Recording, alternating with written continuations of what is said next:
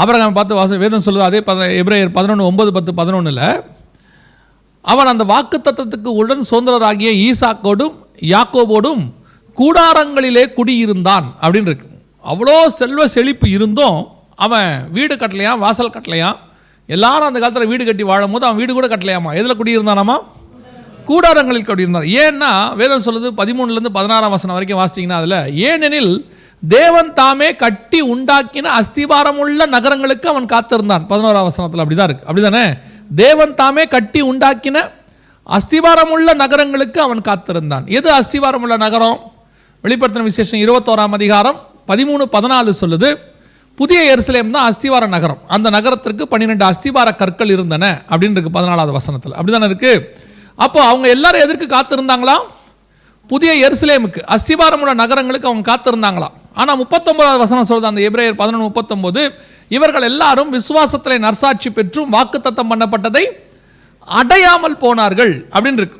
அப்படின்னா இவங்க எல்லாருமே பாவம் செஞ்சதுனால அதை அடையாமல் போகலை.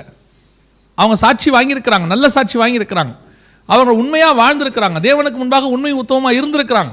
ஆனால் வசனம் சொல்லுது வாக்குத்தத்தம் பண்ணப்பட்டதை அடையாமல் போனார்கள் அப்படின்னு இருக்கு. அதுவும் ஒரு படி தாண்டி அந்த 16வது வசனம் வாசிங்க வாங்க, இல்லை 13 வாசிங்க. 13 எபிரேயர் 11:13, அடையாமல் தூரத்தில் அவைகளை கண்டு நம்பி அணைத்து கொண்டு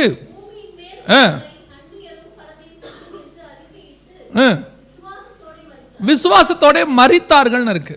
இவங்க தான் நீதிமான்கள் மடிந்து போனார்கள், மரித்தார்கள் அப்படின்னு இருக்கு. இவங்க எல்லாம் எங்கே போனாங்க அப்படின்னு கேட்டிங்கன்னா, வாக்குத்தத்தம் பண்ணப்பட்டது புதிய எருசலேம். ஆனால் பழைய ஏற்பாட்டு பரிசுத்தவான்கள் யாருமே புதிய எருசலேமுக்கு போகலை. எங்கே போனாங்கன்னா, இயேசு வர வரைக்கும் இவங்க எல்லாருமே மேல் பாதாளம், ஹேட்ஸ்ன்னு சொல்லுவாங்க, அங்கே தான் இருந்தாங்க. மேல் பாதாளத்தில் தான் இருந்தாங்க. இவங்களை கொண்டு போய் லாசரை கொண்டு போய் ஆபிரகாம் மடியில் விடுறாங்க இல்லையா? எங்கே விட்டாங்கன்னா பாதாளத்தில் தான் அவர் இருக்கிறார். அந்த தாழ்ந்த பாதாளத்தில் இந்த ஐஸ்வர்யவான் இருக்கிறான். அதனால தான் 2 பேரும் என்ன செய்கிறாங்க, பார்க்க முடியுது, பேச முடியுது. ஆனால் என்ன, அவன் இருக்கிற இடத்துல தண்ணி கூட வழி இல்லை, இவங்க இருக்கிற இடத்துல கொஞ்சம் சமாதானமாக இருக்கும், அவ்வளோதான். இயேசுடைய மரணம் வரைக்கும் அவங்க அங்கே தான் இருந்தாங்க. அதான் வசனம் சொல்லுது, அவர் மரித்து காவலுள்ள ஆவிகளுக்கு பிரசங்கித்தார், சிறைப்பட்டவர்களை சிறையாக்கி கொண்டு போனார், இறை கவ்விக்கொண்டு ஏறி போனார். அதனால தான் இயேசு சொல்கிறார், இன்று நீங்கள் என்னோடு கூட பரதேசியில் இருப்பீர்கள். அப்போ அன்னைக்கு தான் ஆண்டவர் அவங்கள கொண்டு போய் எங்கே போயிட்டார்? பேரடைஸுங்கிற இடத்துக்கு கூட்டிகிட்டு போயிட்டார். அந்த 2000 வருஷமாக இவங்க எல்லாருமே எங்கே தான் இருந்தாங்க? பாதாளத்தில் தான் இருந்தாங்க, மேல் பாதாளத்தில். அதனால தான் பழைய ஏற்பாட்டு பரிசுத்தவான்கள் அத்தனை பேருமே சொல்லும் போது என்ன சொல்கிறாங்க அப்படின்னா, நான் பாதாளத்தில் போய் என் படுக்கையை போட்டாலும், யாக்கோபு சொல்கிறாரு, என் நரைமயிரை துக்கத்தோடு கூட பாதாளத்தில் இறங்க பண்ணுகிறீர்கள். அவர் சங்கீதக்காரர் சொல்கிறான், என் ஆத்மாவை தாழ்ந்த பாதாளத்திற்கு தப்புவித்தீர். அப்போ இவங்க எல்லாருமே எங்கே தான் போனாங்க? பாதாளத்துக்கு தான் போனாங்க. ஏன், பாவம் செஞ்சதுனாலியா? இல்லை.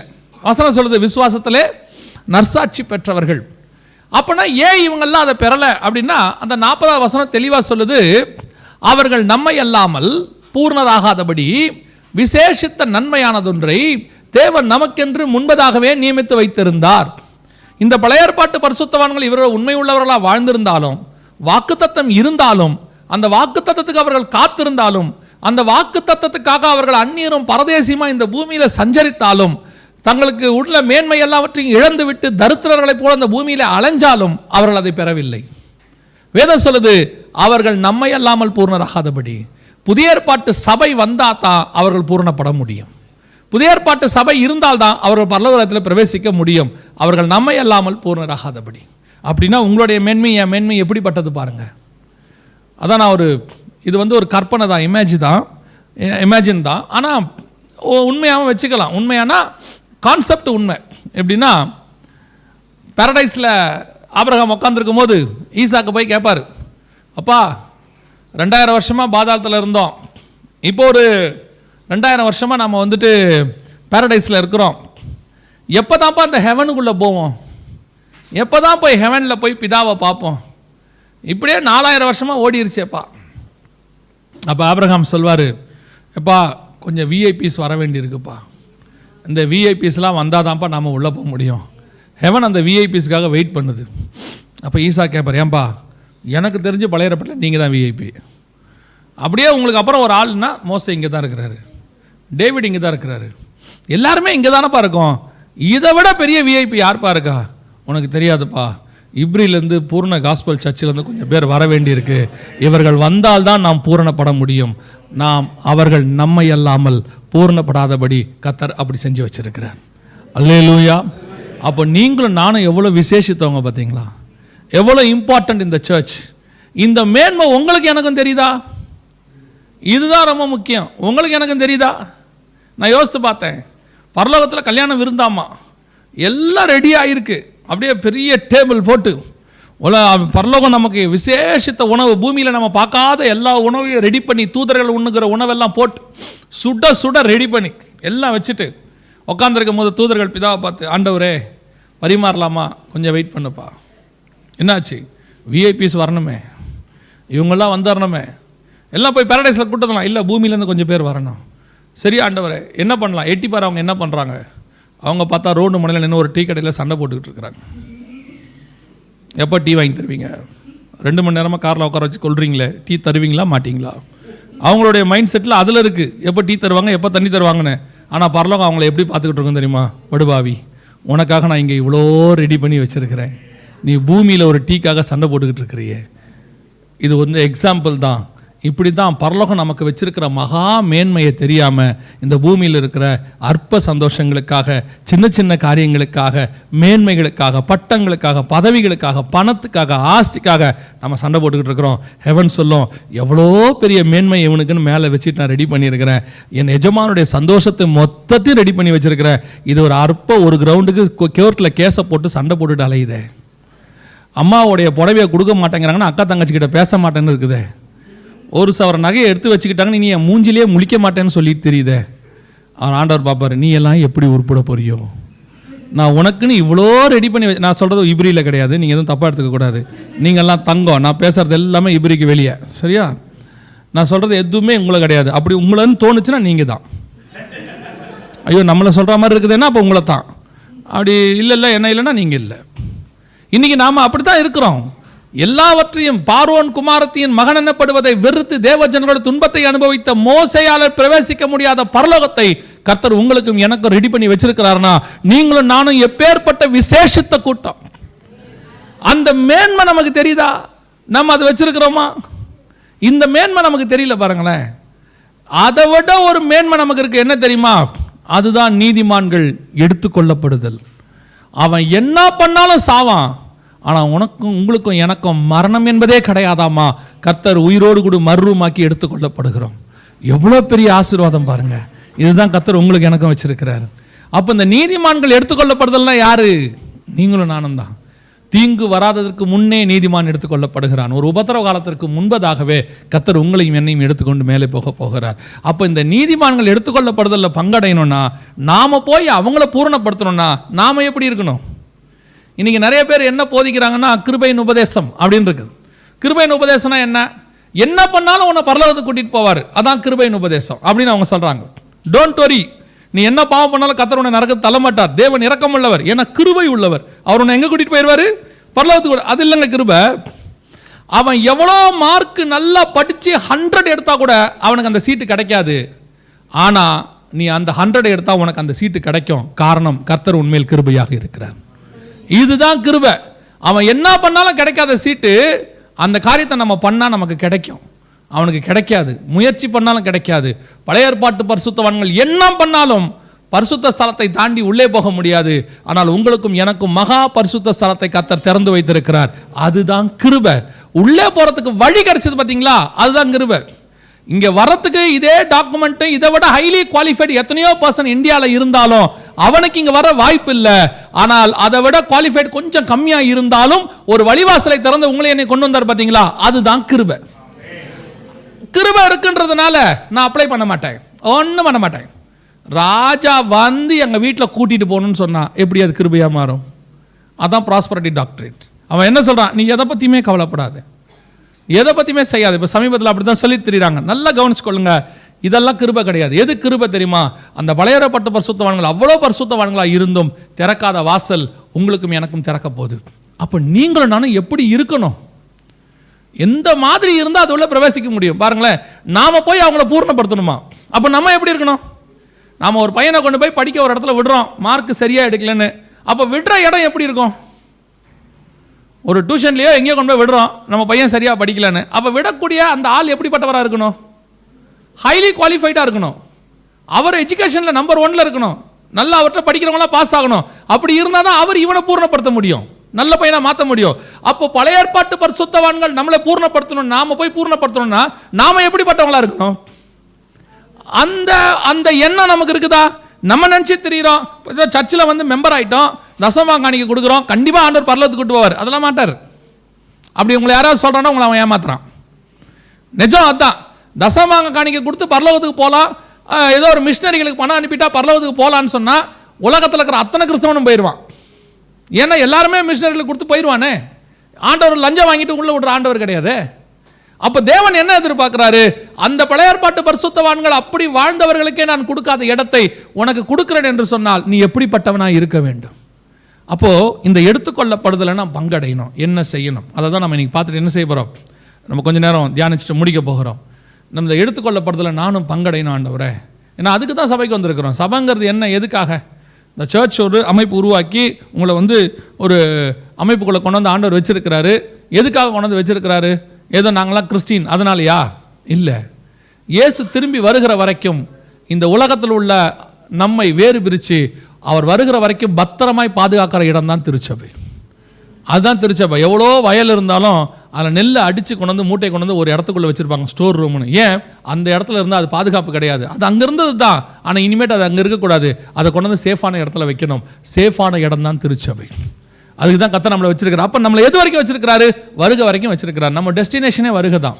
அதனால தான் கம்யூனி எடுக்கும்போது கூட நம்ம என்ன சொல்லி எடுக்கிறோம்? அவர் வருமளவும் நினைவு கூறும்படி இதை செய்யுங்கள். அப்போ சபை என்பது வருகை வரைக்கும் தான் இருக்கும், அதுக்கப்புறம் இருக்காது. கர்த்தர் உருவாக்கின சபை இருக்காது. அப்போ அந்த சபையில் நீங்கள் நானும் இருக்கிறோம், அவர் வருகை வரைக்கும் இருக்கிறோன்னா நம்ம எப்படி இருந்தால் அந்த வருகையில் போவோம்? வேதாகமத்தில் ஒரு 7 எடுத்துக்கொள்ளப்படுதல் இருக்குது. ஆதியாகமத்தில் வெளிப்படுத்தின விசேஷம் வரைக்கும் ஒரு 7 எடுத்துக்கொள்ளப்படுதல் இருக்குது. 7ஐயும் பார்க்க முடியாது இன்னைக்கு, ஒன்று தான் பார்க்க முடியும். சரிங்களா? ஏனோக்கு எடுத்துக்கொள்ளப்பட்டார், எலியா எடுத்துக்கொள்ளப்பட்டார், இயேசு எடுத்துக்கொள்ளப்பட்டார், திருச்சபை எடுத்துக்கொள்ளப்படும், 2 சாட்சிகள் எடுத்துக்கொள்ளப்படுவார்கள், இரத்த சாட்சி கடைசி காலத்தில் 15ஆம் அதிகாரத்தில் எடுத்துக்கொள்ளப்படுவார். கடைசியாக தேவன் தன்னுடைய திருச்சபை மனவாட்டியை எடுத்துக்கொண்டு மேலே போய் விடுவார். மொத்தமாக பூமி முழுவதும் மாறி போயிடும். மொத்தம் 7 எடுத்துக்கொள்ளப்படுதல் இருக்கு. இந்த 7 எடுத்துக்கொள்ளப்படுதல்ல ஒரு எடுத்துக்கொள்ளப்படுதலை நம்ம இன்னைக்கு பார்க்க போகிறோம். 7மே 7 நம்ம காரியம் சொல்லிக் கொடுக்கும். அதில் ஒன்று நம்ம இன்னைக்கு பார்க்க போகிறோம்.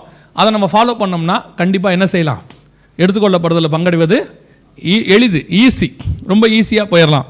முதலாவதாக எடுத்துக்கொள்ளப்படுதல் எங்கே இருக்குன்னா, ஆதியாகமத்தின் புஸ்தகம் 5ஆம் அதிகாரம் 21 முதல் 24 வரை இந்த எடுத்துக்கொள்ளப்படுதலை பற்றி அங்கே சொல்லப்பட்டிருக்கு. எதை பற்றி? ஏனோக்கு எடுத்துக்கொள்ளப்படுறதை பற்றி அங்கே சொல்லப்பட்டிருக்கு. இல்லை போதுமா, நான் சொல்லும் போது வாசிக்க போதும். அப்போது ஏனோக்கு எடுத்துக்கொள்ளப்படுதலை பற்றி அங்கே சொல்லப்பட்டிருக்கு. இவன் தான் ஃபஸ்ட்டு சக்ஸஸ்ஃபுல் பர்சன். நம்ம ரேப்சர்னு சொல்கிறோம், இல்லைனா வந்துட்டு சபை எடுத்துக்கொள்ளப்படுதல்னு சொல்கிறோம். அதில் நம்பர் 1 ஃபஸ்ட் பர்சன் ஏனோக்கு எடுத்துக்கொள்ளப்படுதல். இவன் எடுத்துக்கொள்ளப்படுதல் எப்படி எடுத்துக்கொள்ளப்பட்டாங்கிறத நம்ம தியானிச்சிட்டோம்னா நம்ம எடுத்துக்கொள்ளப்படுதல் போகிறதுக்கு ஒரு ஃபார்முலா நமக்கு கிடச்சிரும் ஈஸியாக. இப்போ நீங்கள் இங்கெல்லாம் வந்திருப்பீங்க, டைரெக்டாக வந்தீங்க, எத்தனை பேர் ஏஜென்ட் வழியாக வந்தீங்கன்னு எனக்கு தெரியாது. இந்த ஏஜென்ட் வழியாக வரும்போது பார்த்தீங்கன்னா முதல்ல அந்த ஏஜென்ட் ஒரு காரியம் சொல்லியிருப்பார் உங்ககிட்ட. ஒமானுக்கு போனீங்கன்னா முதல் வருஷம் கடன் அடைச்சிடலாம். ஆதியாகமம் 5:21 முதல் 24 வரை வாசிங்க.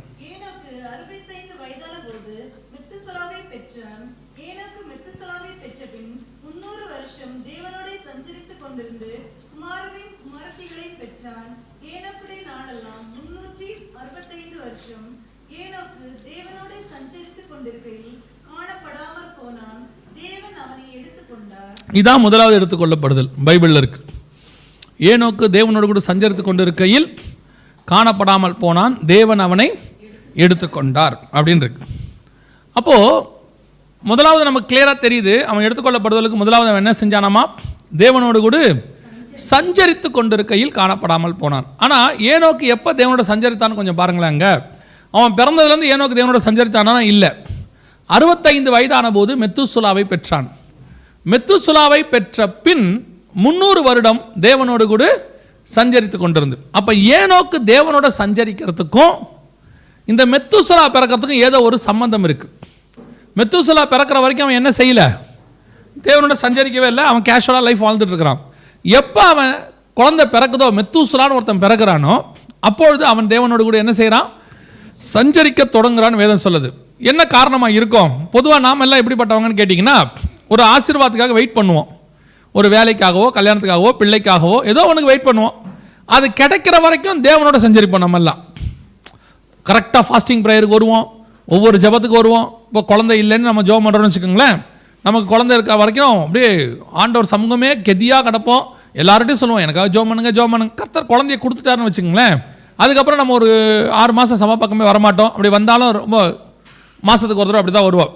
என்னாச்சு, ஏன் வர்றதில்லை? நம்ம என்ன சொல்லுவோம்? இந்த குழந்தையோடைய டைம் சரியாக இருக்குது, இதை வச்சுக்கிட்டு இங்கே அங்கே போகவே முடியல. வேலை இல்லைம்பாங்க, வேலை கொடுத்துருவாரு, வெள்ளிக்கிழமை வரமாட்டோம் ஆராதனைக்கு. என்னன்னு கேட்டு பாருங்க, ஓவர் டைம் பிஸி, அன்றைக்கும் வச்சிடறாங்க வேலை. அப்போ நம்ம ஏதாவது ஒரு பிளஸ்ஸிங் கிடைக்கிற வரைக்கும் உண்மையாக இருப்போம். அந்த கிடைச்ச பிறகு நம்ம என்ன ஆகிடுவோம்? கொஞ்சம் கொஞ்சமாக அப்படி லேக் ஆகிடும் ஆண்டவருக்குள்ளே வர்றது. ஆனால் ஏனோக்கு ஆப்போசிட்டாக இருக்கார் பாருங்க. குழந்தை இல்லாத வரைக்கும் அவர் தேவனோட சஞ்சரிக்கவே இல்லை. குழந்தை பிறந்த உடனே அவர் என்ன செய்கிறாரு? தேவனோடு கூட சஞ்சரிக்கிறார். அப்போ தேவன் ஏனோக்கு தேவனோட சஞ்சரிப்பதற்கும் இந்த குழந்தை பிறக்கிறதுக்கும் என்ன சம்பந்தம் அப்படின்னு கேட்டிங்கன்னு சொன்னால், அந்த மெத்துசுலா தான் பூமியிலேயே அதிகம் உயிர் வாழ்ந்த மனுஷன். 969 வருஷம் மனுஷனில் ஒருத்தன் அதிகமாக உயிர் வாழ்ந்தானா அது ஏனோக்குடைய பையன்தான் மெத்துசுலா. மெத்துசுலாங்கிற வார்த்தைக்கு என்ன அர்த்தம்? ஏன்னா அங்கே வேறு எதுவுமே இல்லை. ஏன் அவன் பிறந்த உடனே தேவனோட சஞ்சரிக்கிறான்னா அதுக்கு அர்த்தமே இல்லை, எந்த ஒரு காரணமும் இல்லை. அவன் ஏன் அந்த பேரை வச்சான்றதுக்கு ஒரு காரணம் இருக்குது. என்னன்னு கேட்டிங்கன்னு சொன்னால், மெத்துசுலா என்கிறதான எபிரேய வார்த்தைக்கு என்ன அர்த்தம்? த மேன் ஆஃப் ஜட்ஜ்மெண்ட், நியாய தீர்ப்பின் மனிதன் அர்த்தம். இன்னொரு டிரான்ஸ்லேஷன் சொல்லுது, if he goes it will comes, அவன் போகும்போது நியாய தீர்ப்பு வரும் அப்படின்னு அர்த்தம். இவன் நியாய தீர்ப்புக்காக நியமிக்கப்பட்ட மனுஷன், இவன் நியாய தீர்ப்பின் மனுஷன், அல்லது இவன் போகும்போது நியாய தீர்ப்பு வரும். இதான் மெத்துசுலாங்கிற வார்த்தைக்கு அர்த்தம். கவனிங்க, ஏனோக்குக்கு இந்த குழந்தைய கொடுக்கும்போது ஆண்டவர் சொல்கிறாரு, இந்த பையன் என்னைக்கு பூமியை விட்டு போகிறானோ, என்னைக்கு சாகுறானோ, அன்னைக்கு பூமியில் என்ன வரும்? நியாய தீர்ப்பு வரும், உலகத்துக்கு ஒரு பெரிய அழிவு வரும். இது ஆண்டவர் சொல்லிட்டார். நீங்கள் அப்புறமா போய் வீட்டில் போய் கணக்கு பாருங்கள். மெத்துசுலா செத்த வருஷமோ ஜலப்பிரளயம் வந்து உலகம் அழிஞ்ச வருஷமோ ஒரே வருஷம். நோவா காலத்தில் ஒரு ஜலப்பிரளயம் வந்தது பார்த்தீங்களா? ஜலப்பிரளயம் உலகம் அழிஞ்ச வருஷமோ மெத்துசுலா செத்த வருஷமோ ஒரே வருஷம். இந்த நியாய தீர்ப்பை தான் யாருக்கு வெளிப்படுத்துகிறார்? ஆண்டவர் ஏனோக்கு வெளிப்படுத்துறார். அதனால தான் யூதா 14 ஏனோக்கு சொல்றாரு, தேவன் பூமியை நியாயம் தீர்க்க வருகிறார் அப்படின்னு சொல்லி முன்னறிவித்தான் இருக்கு. அப்போ இந்த விஷயம் யாருக்கு தெரியுது? ஆண்டவர் வெளிப்படுத்துறாரு ஏனோக்குக்கு. இவன் போனா உலகம் அழிஞ்சிச்சு, கேர்ஃபுல்லா இருந்துக்க. அந்த செய்தி, அந்த காஸ்பல், அந்த எச்சரிப்பு ஏனோக்குக்கு கிடைத்த உடன் அவன் தேவனோடு கூட சஞ்சரிக்க தொடங்குகிறான். ஏன்? இந்த பையன் என்னைக்கு சாவான்னு தெரியாது, ஏன்னா மரணம் நமக்கு தெரியவே தெரியாது. இவன் செத்தா உலகம் அழிஞ்சிச்சு, அப்போ இவன் எப்போ சாவான்னு தெரியாது. ஆனால் இதுலேருந்து தப்பிக்க நான் என்ன செய்யணும்? அந்த தாட் வர ஆரம்பிக்கும் போது அப்படியே மனுஷகுமாரன் வரும் காலத்தில் நடக்கும். அவர் வரும்போது நோவா காலத்தில் என்ன நடந்துச்சோ அதே மாதிரி ஒரு அழிவு நடக்கும் பூமியில். ஆனால் அன்னைக்கு தண்ணி, இன்னைக்கு அக்கினி, அவ்வளோதான் டிஃபரன்ஸ். மற்றபடி அழிவு ஒன்று தான். இப்போ அன்னைக்கு ஏனோக்கு கிடைச்ச அதே இன்ஃபர்மேஷன் தான் நமக்கும் கிடைச்சிருக்குது. இந்த பையன் போனால் உலகம் அழிஞ்சிச்சு. இப்போ ஆண்டவர் சொல்கிறாரு, நான் வந்த உலகம் அழிஞ்சிச்சு. அதாவது அவர் எதுக்கு வரப்போறாரு? உங்களை என்னை கூட்டிகிட்டு மேலே போகிறதுக்கு வரப்போறாரு. நாம் என்னைக்கு எடுத்துக்கொள்ளப்படுகிறோமோ அன்னைக்கு அழிவு வரும். என்னைக்கு அந்த பையன் அழிகிறானோ, சாகரானோ, அன்னைக்கு அழிவு வரும். நாம் என்னைக்கு மேலே போகிறோமோ அன்னைக்கு அழிவு பூமியில் ஆரம்பிக்கும். அதை தான் உபத்திரவ காலன்றோம். 7 வருஷத்தில் பூமி என்ன செய்ய போகுது? மிகப்பெரிய அழிவை சந்திக்க போகுது. அப்போ இந்த அழிவிலிருந்து தப்பிக்கணும்னா என்ன செய்யணும்? முதலாவதாக ஏனோக்கு தேவனோடு கூட சஞ்சரித்து கொண்டு இருந்தார். இன்னைக்கு காரில் வந்துகிட்டு இருக்கும் போது பிரதரோட பேசிக்கிட்டே வந்தேன், நிறைய விஷயங்கள் பேசிகிட்டே இருந்தோம். அப்போ ஒரு விஷயம் கர்த்தர் சொன்னார், ஒரு விஷயம் எனக்கு சொல்லி கொடுத்தார். என்னென்னா, நாம் இன்றைக்கி எப்படி ஆகிட்டோம் அப்படின்னா, நம்ம வேலைகளுக்கு நடுவில் ஸ்பிரிச்சுவாலிட்டி கொஞ்சம் டைம் கொடுத்துருக்குறோம். தேவனை தேடுறதுக்கு, பைபிள் வாசிக்கிறதுக்கு, ஜெபம் பண்ணுறதுக்கு, இல்லையா? ஆண்டவர் சொல்கிறாரு, ஸ்பிரிச்சுவாலிட்டிக்கு நடுவில் தான் வேலையேவா. நீ உங்களை பரலோகம் ஏன் உருவாக்குச்சுன்னா, பரலோகத்தில் உங்களுக்கு ஒரு வேலை இருக்குது. அதுக்கு உங்களை தயார் பண்ணுற இடம் தான் பூமி. அந்த தயார் பண்ணுறதுக்கு நடுவில் உங்களுக்கு தேவை ஒரு வேலை. நாம் இன்னைக்கு வேலையை பார்த்துட்டு தேவனை விட்டுட்டோம். பைபிள் சொல்லுது, தேவனை பார்த்துட்டு வேலையை விட்டவன் தான் ஆபிரகாம்லேருந்து யோவான் வரைக்கும். ஆண்டவர் சொன்னதுக்காக எல்லாத்தையும் விட்டவங்க தான் இவங்க எல்லாரும். ஆபிரகாம்லேருந்து சீஷர்கள் யோவான் வரைக்கும், பேதுரு வரைக்கும், பவுல் வரைக்கும் எல்லாத்தையும் விட்டாங்கன்னு இருக்கு. இவங்க தேவனுடைய வேலை வந்தவுடனே அதை விட்டுட்டாங்க. நாம் வேலை வந்தவுடனே தேவனை விட்டுட்டோம். அவ்வளோதான் டிஃபரன்ஸ். அப்போ இந்த எடுத்துக்கொள்ளப்படுதலில் பங்கடையணும்னா முதலாவதாக தேவனோடு கூட சஞ்சரிக்கிற அனுபவம் வரணும். தேவனோட சஞ்சரிக்கிற அனுபவம்னா என்ன அப்படின்னு கேட்டால் ஒரு ஒரு உதாரணம் நான் சொல்கிறேன் உங்களுக்கு ஈஸியாக புரியறதுக்காக. அது வந்து இங்கிலீஷில் எப்படி இருக்கும்னு கேட்டிங்கன்னா, ஏனோக் வாக்டு வித் த லார்டுன்னு இருக்கும் ஆங்கில வேதாகமத்தில். வாக்டு வித்னா நடந்தான். நான் எப்படி நினைக்கிறேன்னா, நடக்கிறத விட சஞ்சரிக்கிறது இன்னும் கொஞ்சம் நெருக்கமான வார்த்தை. நடக்கிறத விட சஞ்சரிக்கிறது நெருக்கமான வார்த்தை. மார்க் 1:13 வாசிச்சிங்கன்னா, இயேசு வனாந்தரத்தில் காட்டு மிருகங்கள் நடுவே சஞ்சரித்தார்னு இருக்கும். அப்படிதானே இருக்கு? காட்டு மிருகங்கள் நடுவே 40 நாள் சஞ்சரித்தார்னு இருக்கு. அப்பனா இயேசு அதோட நடந்தார்னு அர்த்தமா? நடந்தார்னு அர்த்தம் இல்லை, அதோடு கூட வாழ்ந்தார். He survived in between that. அதுக்கு நடுவில் அவர் வாழ்ந்தார். அப்போ ஏனோக்கு தேவனோடு கூட சஞ்சரித்து கொண்டிருந்தார்னா என்ன அர்த்தம்? இப்போ உங்களுக்கு ஒரு எக்ஸாம்பிளுக்கு நான் சொல்றேன். இப்போ ஒரு மணமகனையும் ஒரு மணமகளையும் நம்ம ஃபிக்ஸ் பண்றோம், கல்யாணத்துக்குன்னு வைக்கிறோம்னு வச்சுக்கோங்களேன். பொதுவாக இப்போ நம்ம பண்றதில்ல, அதுவே பண்ணிக்குது. பண்ணிட்டு வேற வந்து ஆண்டவர்கிட்ட சொல்லும், இந்த காரியம் கர்த்தரால் வந்ததுன்னு அடிப்பான். அதாவது இவன் இப்போ பரலோகத்தையே ஏமாற்ற தொடங்கிட்டான். முந்தைய நம்மளை தான் ஏமாற்றிட்டு இருந்தான், இப்போ பரலோகத்தை ஏமாத்துறான். சரி, இருந்துட்டு போட்டான். இப்போ ஒரு மணமகனையும் ஒரு மணமகளையும் நம்ம பார்க்குறோம், பார்த்து ஃபிக்ஸ் பண்ணுறோம் இந்த 2 பேருக்கும் அப்படின்ட்டு. இந்த 3 மாதம் 2 மாதம் நம்ம கல்யாணத்துக்கு ஒரு டைம் ஃபிக்ஸ் பண்ணுவோம் தானே, ஏன்னா எல்லாம் அரேஞ்ச் பண்ணுறதுக்கு. இந்த 2 மாதமும் மாப்பிள்ளையும் பொண்ணும் என்ன செய்வாங்க? இப்போ இருக்கிறவங்களாம் என்ன செய்வாங்க? அந்த காலத்தில் அந்த ஃபோனுன்னு ஒன்று இல்லை, அது பெரிய கர்த்தருடைய கிருபை தான் போங்க, அந்த ஃபோன் இல்லாதது. ஏன்னு சொன்னால் அப்போ யாரும் பேச மாட்டாங்க, கல்யாணத்துக்கு அப்புறம் பேசிக்கிட்டே இருப்பாங்க. இப்போ அதுக்கு முன்னாடி எல்லாம் பேசி முடிச்சுட்டு கல்யாணத்துக்கு அப்புறம் பேச மாட்டேங்குது. வீட்டுக்கே எஸ்எம்எஸ் அனுப்புது, சாப்பிட்றது எப்படி என்ன ஏதுன்ட்டு மாறி மாறி அனுப்பிக்கிறாங்க. வேற அறியோ இன்சைடுங்கிறான். அவன் வீட்டுக்குள்ளே தான் இருந்திருக்கிறான், அந்த அம்மாவுக்கே தெரில. அந்த அளவுக்கு அவங்க 2 பேரும் ரொம்ப அந்யோன்யமாக இருந்திருக்கிறாங்க, வீட்டுக்குள்ளே இருந்துட்டு போட்டோம். கவனிங்க, இப்போ இருக்கிறவங்களாம் என்ன பண்ணுறாங்க? 2 பேரும் அப்படி பேசுகிறாங்க, பேசிக்கிட்டே இருக்காங்க. ஃபோனு சூடாகி, காது சூடாகி, மண்டை சூடாகி, கடைசியாக அந்த ஃபோன் வந்து என்ன சொல்லுதுன்னா, எனக்கு உயிர் போகுது வச்சிடறான்னு சொல்லும். முடிவடைய போகிறது, ஆனால் வைக்க மாட்டான் பாருங்க. அவன் சொல்கிறான், சார்ஜ் போட்டு ஒன்று நான் கூப்பிடுறேன் அப்படின்னு போட்டுக்கிட்டே பேசுகிறவனு இருக்கிறான், அப்படியே சாவரவனு இருக்கான். வெடிச்சிருது டம்முன்னு, அப்படியே சாவரவனு இருக்கான். இப்போ எதுக்கு இதை சொல்ல வர? 2 பேரும் கல்யாணம் ஆகலை. இன்னும் சொல்ல போனால் வெவ்வேறு ஊரில் கூட இருப்பாங்க, ஒருத்தர் பார்க்காம கூட இருப்பாங்க. கல்யாணம் ஃபிக்ஸ் பண்ணியிருக்கு, அவ்வளோதான். அந்த ஃபிக்ஸ் பண்ண நேரத்திலிருந்து 2 பேருக்குள்ளேயும் ஒருத்தரை பற்றின ஒரு எண்ணம் என்ன செய்யுது? வருது, ஓடிக்கிட்டே இருக்குது. எப்போ கல்யாணம் நடக்கும், எப்போ நம்ம தனியாக போவோம், எப்போ நம்ம வந்து அவரோட அங்கே போவோம், இங்கே போவோம், எப்போ அதை எதையாவது பார்த்தோம்னா இதை வாங்கலாமா, அதுக்கு வாங்கலாமா, இப்படின்னு தாட் ஓடிக்கிட்டே இருக்குது. பார்த்தீங்களா, 24 hours ஓடிக்கிட்டே இருக்கும். திடீர்னு ஒரு நாள் ஃபோன் வரல, காலையிலேருந்து சாயங்காலம் வரைக்கும். எப்படி இருப்பாங்க 2 பேரும்? இவனை பார்த்தீங்கன்னா தாவீது வனாந்தரத்திலே அலைந்து திரிந்தானுங்கிற மாதிரி இப்படி போயிட்டே இருப்பான். என்னடா, ஒன்றும் இல்லை, சும்மா தான் அப்படின்னு உட்காந்துட்டே இருப்பான். அதை நீங்கள் பார்த்தீங்கன்னு சொன்னால் அப்படி மோட்டை பார்த்துட்டே உட்காந்துருக்கோம். என்னாச்சு? ஒன்றும் இல்லை, ஒரு வேலையும் பார்க்காது. திடீர்னு ஒரு எஸ்எம்எஸ் வரும், டங்குன்னு. அப்படியே அவங்க முகத்தை நீங்கள் பார்க்கணுமே. நெடுநாள் காத்திருத்தல் இருதயத்தை இழைக்க பண்ணும், விரும்பினது வரும்போது ஜீவ விருட்சம் போல் இருக்கும்னு ஓடி போய் அந்த எஸ்எம்எஸை பார்த்தா அதில் ஒன்றும் இருக்காது, ஹாய் அப்படின்னு இருக்கும். அதை பார்த்தோன்னே அப்படி ஒரு சந்தோஷம். ஏன் இப்படி நடக்குது? இன்னும் கல்யாணம் ஆகலை, இன்னும் உறவுகள் ஆரம்பிக்கலை, குடும்ப வாழ்க்கை தொடங்கலை. ஏன் அப்படி இருக்குது அப்படின்னு கேட்டால், நல்லா கவனிங்க. இந்த ஃபிக்ஸ் பண்ண உடனே இந்த அம்மாவை பற்றின எண்ணம் 24 மணி நேரம் மைண்டில் ஓடிட்டே இருக்கும். இந்த ஐயாவை பற்றின எண்ணம் இந்த அம்மாவுக்கு 24 மணி நேரம் ஓடிட்டே இருக்கும். எப்போ பார்ப்போம், எப்போ கல்யாணம் ஆரம்பிக்கும், ஒரு எக்ஸைட்மெண்ட். அதற்கு பேர் தான் சஞ்சரித்தல். பழகலை, ஒருத்தர் பார்க்கக்கூட இல்லை, குரல் மட்டும் கேட்டுக்கிட்டு இருக்கிறோம். ஆனால் அந்த ஒரு எதிர்பார்ப்பு இருக்குல்ல, அதற்கு பேர் தான் சஞ்சரித்தல். இப்போ நம்ம மணவாளன் இந்த மணவாட்டியாகிய சபையை ஃபிக்ஸ் பண்ணி விட்டு தூரதேசத்துக்கு போயிருக்கிறார். அவருக்கு இந்த மணவாட்டியாகிய சபை மேலே 24 மணி நேரமும் எண்ணம் உண்டு. அவர் நம்மை விட்டு விலகுமில்லை, நம்மை கை. இதே எண்ணம் அவர் மேலே நமக்கு இருந்தால் அதற்கு பேர் தான் சஞ்சரித்தல். தேவனோட சஞ்சரிக்கிறதுனா என்ன? தேவனை பற்றின எண்ணம் 24 மணி நேரமும் நம்ம மைண்டில் ஓடிட்டே இருக்கணும். எப்படினாலும் ஓடணும். ஒரு பாட்டு, ஒரு துதி, ஒரு ஸ்தோத்திரம், ஒரு வசனம், ஏதோ ஒன்றில் you must be connected with the heaven. உங்களுக்கும் ஹெவனுக்கும் நடுவில் எந்த விதமான தொடர்பு கட்டும் ஆகவே கூடாது.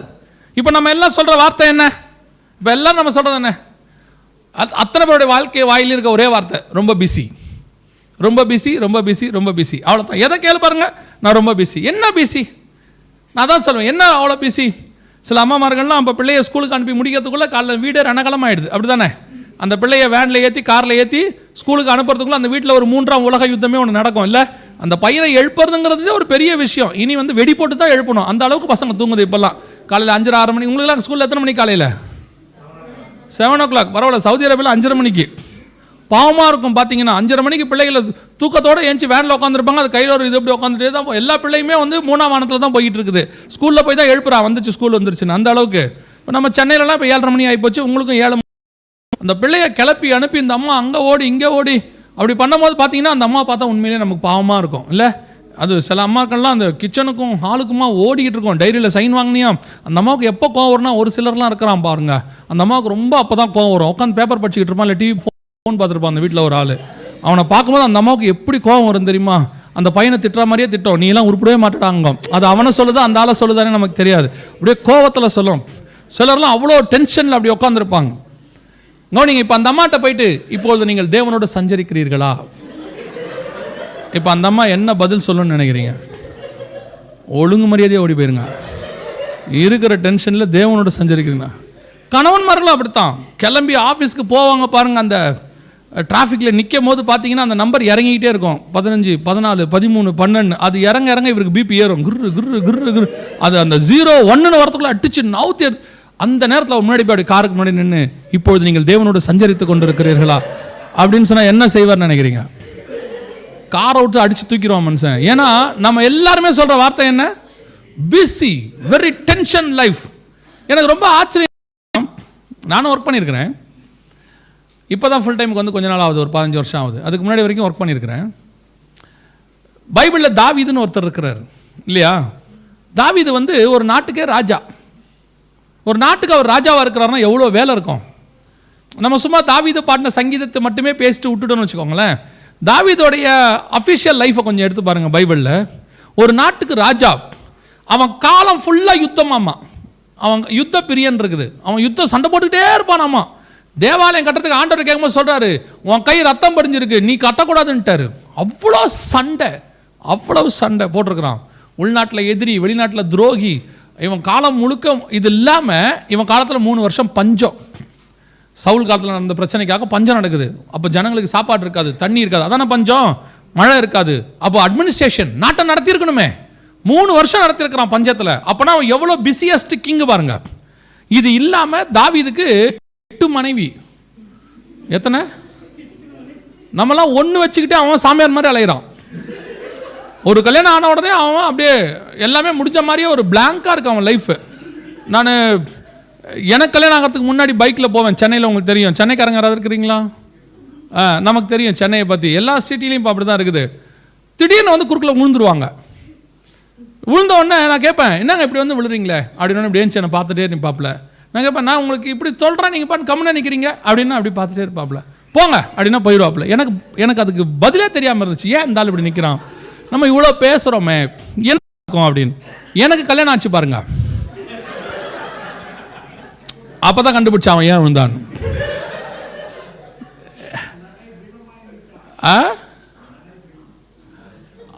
அவன் வீட்டை விட்டு வெளியே கிளம்பும் போது தான் பொதுவாக அந்த சகோதரிகளுக்கு ஒரு நல்ல குணம் இருக்குது. வீட்டுக்குள்ளே இருக்கிற வரைக்கும் ஒன்றுமே பேச மாட்டாங்க. அந்த வீட்டை விட்டு வெளியே வரும்போது தான் ஒரு 4 விஷயம் சொல்லுவாங்க. வரும்போது மறக்காமல் வாங்கிட்டு வந்துடுங்க, பிள்ளைக்கு நாளைக்கு ஃபீஸ் கட்டணும் பார்த்துக்குங்க, மறக்காமல் கொஞ்சம் மாவு வாங்கிட்டு வந்துடுங்க, அப்புறம் போயிட்டு எனக்கு ஃபோன் பண்ணுங்கள், இந்த வாங்கிட்டு வந்துருங்கன்றது தான் அவன் காதில் இருக்கும். ஏன்னா கிளம்பும் போது சொல்லிட்டாங்க. அவன் எல்லாத்தையும் மறந்துட்டான். ஐயோ ஃபீஸ் கட்டணும், வாடகை கட்டணும், என்ன பண்ணுறது, அந்த சோத்திரம் பையனே இருப்பான். டம்முன்னு எங்கேயாவது மோதிடுவான். அதுக்கப்புறம் தான் நம்ம எங்கே வந்திருக்கோனே அவன் யோசிப்பான். ஏன்னா அவன் காதில் வேறு எதுவுமே ஹார்னுக்குன்னு எதுவுமே விழாது. வாங்கிட்டு வந்துருங்க. இந்த அம்மா வேறு சொல்லிருச்சுன்னா அதுக்கப்புறம் தாண்ட முடியாது அவனால் பாங்க. அப்புறம் என் கல்யாணத்துக்கு அப்புறம் நானும் அதே மாதிரி வாங்கிட்டு வந்துருங்கன்னு போயிட்டே இருந்தேன்னா 2 பேரும் அப்படி மோதிடுவோம் எங்கேயாவது ஒரு இடத்துல. அப்படி ஏஞ்சி பார்ப்பேன், அவரும் என்ன பார்ப்பாரு, அப்படியே பார்ப்போம். சரி, உன் பிரச்சனை தான் எனக்கு, என் பிரச்சனை தான் உனக்கும். பெயர் சபாவிலே லாபானும் யாக்கோபும் சமாதானமாய் பிரிந்தார்கள்ன்ற மாதிரி. சரி போயிட்டு வாங்க 2 பேரும். எதுக்கு சொல்கிறேன், ஒரு கல்யாணம் பண்ணதுக்கே நம்மலாம் இப்போ எப்படி இருக்கிறோம்? எப்படியாவது இந்த வாழ்க்கையை வாழ்ந்து முடிச்சா போதுண்டா சாமி, சோத்திரங்கிறான் ஒவ்வொரு நாளும். சிலர்லாம் வந்துட்டு கல்யாணத்துக்கு முன்னாடி இருந்ததுக்கும் பின்னாடி இருந்ததுக்கும் பார்த்தீங்கன்னா பழைய ஏற்பாட்டுக்கும் புதிய ஏற்பாடு மாதிரி மாறி ஆப்போசிட்டாக வேற நிருபத்தில் இருக்கிறான் அவன். இப்போ அப்படியே உட்காந்துருக்கான் வீட்டில். நிறைய பேர் எவ்வளோ சந்தோஷமாக இருக்காங்க. அப்போ கவனிங்க, அவனுக்கு 8 மனைவி. இது இல்லாமல் 13 பிள்ளைகள். 13 பிள்ளையில் பாதிக்கு மேலே உருப்பில்லை. ஒன்று அப்சலோம், அப்பாவை கொல்றதுக்கு வழி தேடுது. இன்னொரு பிள்ளை ஹேண்டிகேப்டு, ஃபிசிக்கலி சேலஞ்சு. இன்னொரு பிள்ளை தங்கச்சியை கல்யாணம் பண்ண அலையுது. இன்னொரு பிள்ளை இவன் ராஜ்யபாரத்தை எப்படியாவது வாங்கிடணும்னு பார்க்குது. இத்தனைத்துக்கும் நடுவில், இவ்வளோ பிரச்சனைக்கு நடுவில் தாவீது சொல்கிறாரு, கர்த்தரை நான் எப்பொழுதும் எனக்கு முன்பாக நான் வைத்திருக்கிறேன். இவ்வளோ அஃபீஷியல் ஒர்க்குக்கு முன்னாடி பிள்ளைகளோட பிரச்சனைகளுக்கு நடுவில், குடும்ப பிரச்சனைகளுக்கு நடுவில் கர்த்தரை அவனால் எப்பொழுதும் தனக்கு முன்பாக வச்சிருந்தான். நம்ம வசனம் சொல்லுது, அவன் பொய் சொல்லியிருந்தா பைபிளில் வராது. அப்படி அவனால் முடியுமானால் ஏன் உங்களாலையும் என்னாலையும் முடியாது? நமக்கு ரொட்டீனாக ஒரு லைஃப் நமக்கு தெரியும், இதுதான் டைமிங்னு. ஒரே குடும்பம், 2 பிள்ளை மிஞ்சி போச்சுன்னா 3 பிள்ளை, அவ்வளோத்தான். இதுக்கு மேலே பிள்ளை, சிலருக்கு 1 பிள்ளை, அவ்வளோத்தான். இதை தவிர நமக்கு வேறு லைஃபே கிடையாது. நம்மளுடைய மொத்த லைஃபும் ஃபுல்லி டிசைன்டு. ஆல்ரெடி எல்லாமே நம்ம வந்து மேப் போட்டு வச்சுருக்கிறோம். ஏன் உங்களாலையும் என்னாலும் தேவனோட சஞ்சரிக்க முடியல? நாம் விரும்பலை, அவ்வளோதான். நாம் அதற்கு இடம் கொடுக்கலை. நாம் தேவனோட சஞ்சரிக்க ஆரம்பிக்கணும். உங்களுக்கும் எனக்கும் இருக்கிறது ரொம்ப கொஞ்சம் வேலை தான். நாம் அதை எக்ஸாகரேட் பண்ணிக்கிறோம். நான் ரொம்ப பிஸி, நான் ரொம்ப பிஸி. வெட்டி, நிறைய பேர் வெட்டி. ஃபோனை கையில் எடுத்தோம்னா 1 மணி நேரம் அப்படி தடவிக்கிட்டே இருக்கிறது உட்காந்து. சிலர்லாம் தூங்கி ஏந்திரிக்கும் போது குருட மாதிரி ஏந்திரிக்கிறான். ஃபோனில் தான் அவன் ஏந்திரிக்கிறது. என்னன்னு கேட்டால் டைம் பார்த்தா, நம்ம அதுக்கு தானே வால் கிளாக் வச்சுருக்கிறோம். அவன் அந்த ஃபோனை அப்படி காலில் எடுக்கும் போது யார் வாட்ஸ்அப் அனுப்புகிறான், யார் வாக்குத்தத்தை அனுப்புகிறா. சிலர்லாம் இப்போ பைபிளே படிக்கிறதில்ல, வாக்குத்தத்தை இதுலேயே பார்த்துட்றோம், ஃபோன்லேயே பார்த்துட்றோம். ஒரு ஃபோனை ஒரு தடவை எடுத்தீங்கன்னா 15 நிமிஷம் ஆகுது. வாட்ஸ்அப் பார்த்தீங்கன்னா ஒரு தடவை யார்கிட்ட ஃபோன் பேசினா 10 நிமிஷம் ஆகுது. ஆனால் தேவனோட சஞ்சரிக்கிறது கேட்டு பாருங்க, டைமே இல்லைங்க, ரொம்ப பிஸி. நல்லா தெரிஞ்சுக்கொள்ளுங்க, தேவனோட சஞ்சரிக்கிற அனுபவம் இல்லாவிட்டால் வருகையில் போக முடியாது. அதான் பேசிக், அடிப்படை. வருகையில் போகிறதுக்கு தேவனுக்கும் உங்களுக்கும் ஒரு தொடர்பு இருந்துகிட்டே இருக்கணும். உங்களுக்கும் பரலோகத்துக்கு நடுவில் இருக்கணும். இருக்குமா? நான் வந்து சில பரிசுத்தவான்களோட அசிஸ்டண்ட்டாக இருந்திருக்கிறேன் ஊழியத்துக்கு வரத்துக்கு முன்னாடி கொஞ்ச நாள். அப்போ அவங்க கூட பையெல்லாம் தூக்கிட்டு போவேன். போகும்பொழுது அந்த பரிசுத்தவான்கள் நல்லா டயர்டாயிடுவாங்க. ஏன்னா காலையில் மினிஸ்ட்ரி, சாயங்காலம் மினிஸ்ட்ரி, ட்ராவல், டயர்டாயிடுவாங்க. டயர்டாகி தூங்கிட்டு இருக்கும்போது நான் பக்கத்தில் உட்காந்து இப்படி பார்த்துட்டே இருப்பேன், இல்லை பைபிள் வாசிச்சுட்டே இருப்பேன். பார்த்தீங்கன்னா நல்லா டீப்பாக தூங்குவாங்க. தூங்கும்போது இப்படி திரும்பி படுக்கும்போது ஸ்தோத்திரம் ஸ்தோத்திரம் ஸ்தோத்திரம்பாங்க. நீங்கள் கூட பார்த்துருப்பீங்க ஒரு சிலரை. இப்படி திரும்பி படுக்கும்போது அல்லேலூயா ஸ்தோத்திராண்டவரே ஸ்தோத்திராண்டவர்னு தூங்குவாங்க. என்னாச்சு, நைட்டெல்லாம் ஸ்தோத்திரம் பண்ணிக்கிட்டே இருந்தீங்களே, உடம்பு வலியா அப்படின்னு கேட்டால் அவங்க சொல்லுவாங்க, இல்லையே எனக்கு ஒன்றுமே தெரியாது. அப்படியா அப்படிம்பாங்க. அப்படின்னா என்ன அர்த்தம்னா, அவங்க நல்லா தூங்கி இருக்கிறாங்க, அவர்கள் ஆத்துமாவோ தேவனோடு கூட சஞ்சரித்து கொண்டே இருக்குது. ஒரு துதி அவங்களுக்குள்ள போய்கிட்டே இருக்குது. இதுதான் தேவனோடு கூட சஞ்சரிக்கிற அனுபவம். என்ன நடந்தாலும் ஒரு துதி மனசில் போயிட்டே இருக்கணும். என்ன வேலை பார்த்தாலும் அது நடுவில் ஒரு ஸ்தோத்திரம் போயிட்டே இருக்கணும். நான் சொல்கிறேன், அப்படி இருக்கும்போது தான் உங்களுக்கும் பரலோகத்துக்கு ஒரு தொடர்பு இருந்துகிட்டே இருக்கும். தேவன் உங்களோட பேசிக்கிட்டே இருப்பார். தேவனுக்கு உங்களுக்கு நடுவில் பரலோகத்துக்கு உங்களுக்கு ஒரு ஹெவனுக்கு ஒரு கனெக்ஷன் இருந்துகிட்டே இருக்கும். இந்த சஞ்சரிக்கிற அனுபவம் இல்லாமல் நீங்கள் வருகையில் போகிறது கஷ்டம். இன்றைக்கி நாம் அதெல்லாம் விட்டுட்டோம். நம்ம அதை பற்றிலாம் மாற்றோம். இதை பற்றிலாம் பிரசங்கமும் கிடையாது. இதை பற்றி நம்ம விரும்பவும் இல்லை. நம்மளை பொறுத்த வரைக்கும் ஏதோ வெள்ளிக்கிழமை ஒரு நாள் வரோம், ஒரு 1 மணி நேரம் 2 மணி நேரம் உட்காரோம், டைம் ஸ்பெண்ட் பண்ணோம், தேவ சமூகத்தில் உட்காந்தோம், போயிட்டோம். இதோட அடுத்த வாரம் நடுவில் 6 நாள் எந்த தொடர்பும் கிடையாது, எந்த கனெக்ஷனும் கிடையாது. நிறைய பேர் பைபிள் வாசி ஜெபம் பண்ணுறதே கிடையாது. There is no regular Bible reading, there is no regular prayer time. ஆனால் ஆஃபீஸுக்கு கரெக்ட் டைம் இருக்குது, சாப்பிட்றதுக்கு கரெக்ட் டைம் இருக்குது, தூங்குறதுக்கு கரெக்ட் டைம். நைட்டு இத்தனை மணிக்கு படுத்தா தான் காலையில் எழுந்திரிச்சு ஸ்கூலுக்கு போக முடியும். பிள்ளைய கரெக்டாக தூங்க வைக்கிறோம். ஆனால் ரெகுலர் பைபிள் டைமிங் இருக்குதா? ஒரு 30 வருஷம் 50 வருஷம் 60 வருஷம் வாழ போகிற பூமிக்கே இவ்வளோ நீங்கள் வந்து டைமிங் பார்க்குறீங்கன்னா, நித்தியமாக வாழ போகிற உங்கள் ஆத்மாவுக்கு நம்ம எதை அழியிற இந்த சரீரத்துக்கு கொடுக்குற இம்பார்ட்டன்ஸ் அழியாத ஆத்மாவுக்கு கொடுக்கவே இல்லை. நமக்கு அது புரியவே மாட்டேங்குது. தேவன் வந்து ஒரு குறிப்பிட்ட அளவுக்கு தான் இந்த பூமியில் உங்களை என்ன வச்சிருக்கிறாரு, டைம் பீயிங். அந்த டைம் பீயிங்ல தான் வேலை. இது எல்லாமே ஒரு நாள் இது எல்லாம் இல்லாமல் போகும். ஒரு 20-25 வயசு வரைக்கும் உங்களுக்கு வேலை கிடையாது, அதுக்கப்புறம் கிடைச்சிச்சு. ஒரு 60 வயசுக்கு அப்புறம் வேலை கிடையாது, ரிட்டையர் ஆயிருவீங்க. இந்த இடைப்பட்ட ஒரு 30 வருஷம் தான் நீங்க வேலை பார்க்க போறீங்க. ஆனா உங்க ஆத்மா நித்தியமா தேவனோட இருக்க போகுது. இருக்க வேண்டிய இந்த ஆத்மாவை இந்த 30 வருஷம் வேலையை பேஸ் பண்ணி மொத்தமா ஒழிச்சு கட்டிடுறோம். ஆத்மாவுக்கும் தேவனுக்கும் சம்பந்தமே கிடையாது. என்னைக்காவது உங்க வீட்டில் ரெகுலர் பைபிள் டைமிங் ரைட் இருக்குதா? ரெகுலராக உங்க ப்ரேயர் டைம்னு ஒன்று இருக்குதா? கேட்டு பாருங்க, உங்கள்கிட்ட ப்ரேயர் டைம் இருக்கா? அதெல்லாம் ஜோம் பண்ணுவோம். எப்போ டைம் கிடைக்கும் போது. கிடைக்காட்டி ரெகுலராக பைபிள் ரீடிங் டைம் இருக்குதா? எனக்கு எப்பப்பெல்லாம் டைம் கிடைக்குதோ அப்பப்பெல்லாம் பைபிள் வாசிப்பேன். நீ எப்பப்பெல்லாம் வாசிக்கிறன்றது வேற. பைபிள் டைமிங்னு ஒன்று வச்சிருக்கீங்களா? இருக்கா? கிடையாது. ஃபேமிலி ப்ரேயர் இருக்கா வீட்டில்? கிடையாது. கேட்டு பாருங்க, அவர் ஒரு நேரத்துக்கு வருவார், நாங்கள் ஒரு நேரத்துக்கு வருவோம். அவர் ஷிஃப்ட் வேற, ஏன் ஷிஃப்ட் வேற. இருந்துட்டு போட்டோம், யாராவது ஒருத்தர் வீட்டில் இருப்பீங்கல்ல, பிள்ளைங்க வீட்டில் இருப்பாங்கல்ல, இருக்கும்போது 4 பேரும் ஜோம் பண்ணுங்க, இல்லை 3 பேர் ஜோம் பண்ணுங்க. இன்னைக்கு நாம தான் எக்ஸ்கியூஸ் உருவாக்கி கொள்ளுகிறோம். ஆனால் பரலோகம் எக்ஸ்கியூஸ் கொடுக்காது. நானே இந்த கேள்வி கேட்டால் பரலோகம் என்ன கேள்வி கேட்கும்? பரலோகத்துக்கு தெரியுமே, எனக்கு தெரியாது உங்களை பற்றி, ஆனால் பரலோகத்துக்கு நல்லா தெரியுமே. நீங்கள் எவ்வளோ ஃபோன் பார்க்குறீங்க, எவ்வளோ தூரம் வந்து ஃபேஸ்புக்கில் உட்காந்துருக்கீங்க, எவ்வளோ நேரம் நீங்கள் வீணாக சேட் பண்ணியிருக்கிறீங்க, எவ்வளோ நேரம் வந்து அன்வான்ட் விஷயம் பார்த்துருக்கிறீங்க, எல்லாம் பரலோகத்துக்கு தெரியுமே. எங்களை ஏமாத்திடலாம், ஏன் உங்கள் மனைவியை ஏமாத்திடலாம், கணவனை ஏமாத்திடலாம், தேவனை ஏமாற்ற முடியாது. முடிவில் கொண்டு வந்து நிறுத்துவார்னு பைபிள் சொல்லுதே. நீங்கள் மனைவி வாயை அடைச்சிடலாம், நீ வாய் மூடு, நான் என்ன பார்க்குறேன்னு உனக்கு தெரியாது, நான் எவ்வளோ பிஸி தெரியுமா. எஸ், உங்கள் மனைவி வாயை அடைச்சிடலாம். கணவன் சொல்லிடலாம், நீங்கள் மட்டும் ஃபோன் பார்க்கலையா, நான் பார்த்தா என்ன தப்பு, நானும் பார்ப்பேன் அப்படின்னு கணவன் வாயை அடைச்சிடலாம். கர்த்தர் வாயை அடைக்க முடியாது. நியாய தீர்ப்பில் நிற்கும் போது எல்லாத்தையும் கணக்கு கேட்பார். இந்த ஃபோனு, வாழ்க்கை, வீடு, குடும்பம், பிள்ளைகள் எல்லாமே நீ போகிறதுக்காக கர்த்தர் இங்கே கொடுத்து வச்சிருக்கிறார். இதை பார்த்துட்டு நீங்கள் போகாமல் போகிறீங்க. அதான் முக்கியம். இப்போ நடக்குது, அதான் நடந்துக்கிட்டே இருக்கு. இதை பேஸ் பண்ணிட்டு நீங்கள் அதை மிஸ் பண்ண போகிறீங்க. கொஞ்ச காலத்துக்காக நீங்கள் நித்தியமானதை இழக்கப் போகிறீர்கள். நான் எச்சரிக்கையாகவே உங்களுக்கு சொல்கிறேன். இனி கடைசி காலத்தில் உங்களை இந்த வேர்ல்டு அப்படியே நெருக்கி பிடிச்சிருக்கு. தேவ சத்தத்தையும் தேவனோட நடக்கிறதையும் தேவனோட சஞ்சரிக்கிறதுனா என்னன்னே தெரிய விடாமல் பண்ணிக்கிட்டு இருக்கு. முதல்ல உங்களை இப்போ நீங்கள் ஆல்டர் பண்ண, ரிப்பேர் பண்ணுற இடத்துக்கு நம்ம வந்திருக்கிறோம். ஒவ்வொரு நாளும் தேவனுக்குன்னு ஒரு நேரத்தை கொடுக்கணும். காலையில் ஃபஸ்ட்டு 1 hour கர்த்தர் கையில் கொடுக்கணும். நீங்கள் 5:30 மணிக்கு வேலைக்கு போங்க, 4:30 மணிக்கு எழுந்திரிங்க. ஃபஸ்ட்டு 1 hour தேவனுக்கு தான் ஃபஸ்ட் ப்ரிஃபரன்ஸ் உங்கள் லைஃப்பில். கொடுக்காம வேறு எதுக்கும் கொடுக்கக்கூடாது. அமெரிக்காலே த பிஸியஸ்ட் பிரசிடென்ட் யாருன்னு கேட்டிங்கன்னா ஆப்ரஹாம் லிங்கனை தான் சொல்லுவாங்க. ஏன்னா அவர் பீரியடில் தான் நாடு ஃபார்ம் ஆகுது. அடிமைத்தனத்துக்குள்ளே அந்த அடிமைகளெல்லாம் பண்ணி ஒரு நியூ லா ஃபார்ம் பண்ணுறார். த பிஸியஸ்ட் பிரசிடென்ட், ஒரு பெரிய மில்லியனர் ஆப்ரஹாம் லிங்கன்ட்ட போய் கேட்குறாரு, எனக்கு ஒரு அப்பாயின்மெண்ட் கொடுங்க, உங்களோட ஒரு 1/2 hour பேசணும். லிங்கனால் டைம் கொடுக்கவே முடியல, அவ்வளோ பிஸி. ஒரு நாள் லிங்கன் ஆஃபீஸ்லேருந்து அந்த மில்லியனருக்கு ஃபோன் வருது, நாளைக்கு காலையில் 5 o'clock நீங்கள் பிரசிடெண்ட்டை பார்க்கலாம், உங்களுக்கு அப்பாயின்மெண்ட் கொடுத்துருக்காங்க. ஆச்சரியம், பிரசிடெண்ட் 5 o'clock பார்ப்பாரா? வாட் எவர் இட் இஸ், கொடுத்துட்டாரு. 4:45 இவர் போயிட்டார். அந்த மில்லியனர் போய் வாசலில் உட்காந்தா லிங்கன் உள்ளே உட்காந்து யார்கிட்ட பேசிக்கிட்டு இருக்கிறார். இவருக்கு ஷாக்கிங். எனக்கு 5 மணி டைம், வேற எவனுக்கோ 4:30 மணிக்கு கொடுத்துருக்குறாரு. இந்த ஆள் எப்போ தான் தூங்குவார்? கரெக்டாக 5 மணி உள்ளேருந்து அழைப்பு வருது, உள்ளே வாங்க, கமென். இவர் வெயிட் பண்ணுறாரு. திருப்பி உள்ள ஃபோன் வருது, கால் வருது, உள்ளே வாங்க. இவர் உள்ளே போய் அப்படி பார்க்குறாரு.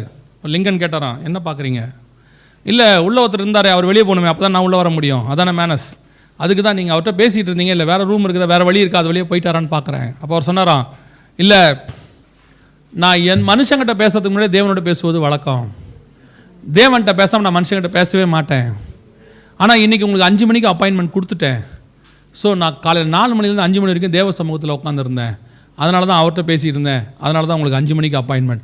அவ்வளோ பிஸி பிரசிடென்ட், அவ்வளோ குளிர் நாடு, மைனஸில் போகும் டிகிரி செல்சியஸ்.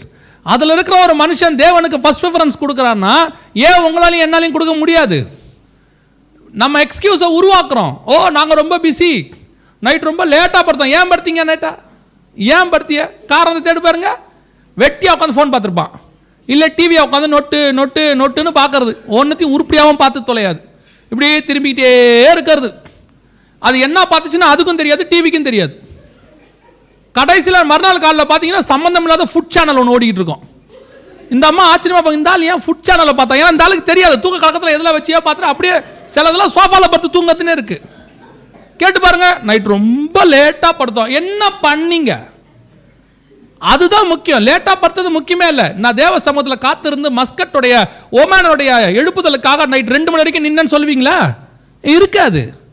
2 மணிக்கு என் ஃபோன் ஒருத்தர் அமெரிக்காலேருந்து பண்ணார், அவரோட பேசிட்டு படுக்க 2 மணி ஆச்சும்மா. ஆனால் தேவனோட பேசுறதுக்கு நேரம் இல்லைம்மா.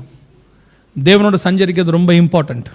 நீங்கள் காலையில் முதல் 1 hour தேவன்கிட்ட கொடுத்து பாருங்க, அந்த நாள் முழுவதும் ஒரு தேவ பிரசனம் உங்களோடு கூட இருக்கும். நான் சொல்கிறது நிஜம். ஃபஸ்ட்டு 1 hour நீங்கள் ஆண்டவர்கிட்ட கொடுத்து பாருங்கள்.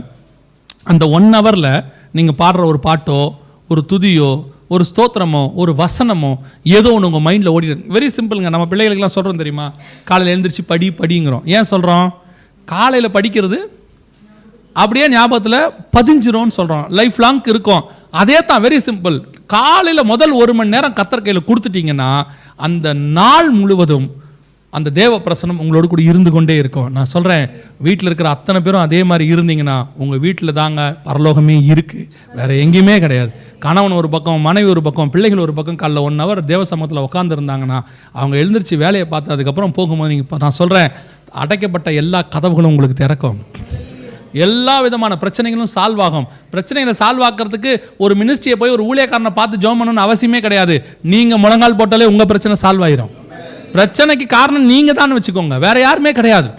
முதலாவதாக ஏனோக்கு தேவனோடு கூட சஞ்சரித்து கொண்டிருந்தான்.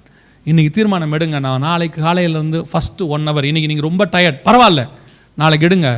ஒரு 21 நாளைக்கு, அதை பிரெயினுடைய சைக்காலஜின்னு சொல்லுவாங்க. 21 நாளைக்கு நீங்கள் காலையில் 1 மணி நேரம் எழுந்திரிச்சு ஜெபம் பண்ணிட்டீங்கன்னா ஆட்டோமேட்டிக்காக உங்கள் பிரெயின் அதுக்கு செட் ஆகிடும், தானாகவே எழுந்திரிக்க தொடங்கும்.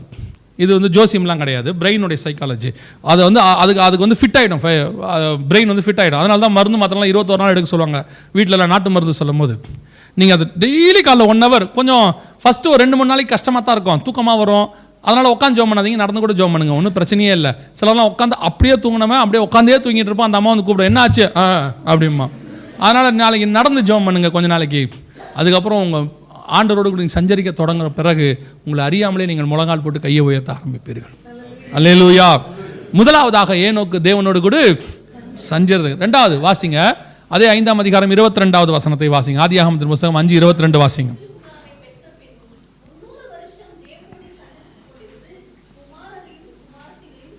2வது, ஏனோக்கு தேவனோடு கூட சஞ்சரித்து கொண்டிருந்து குமாரரையும் குமாரத்திகளையும் பெற்றான். 2வது, உங்களுடைய ஃபேமிலி லைஃப்.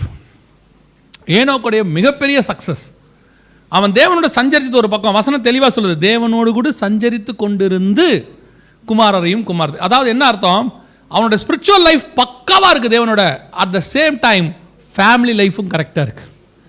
இன்னைக்கு கிறிஸ்தவத்தினுடைய மிகப்பெரிய ட்ராபேக் ஃபேமிலி லைஃப்.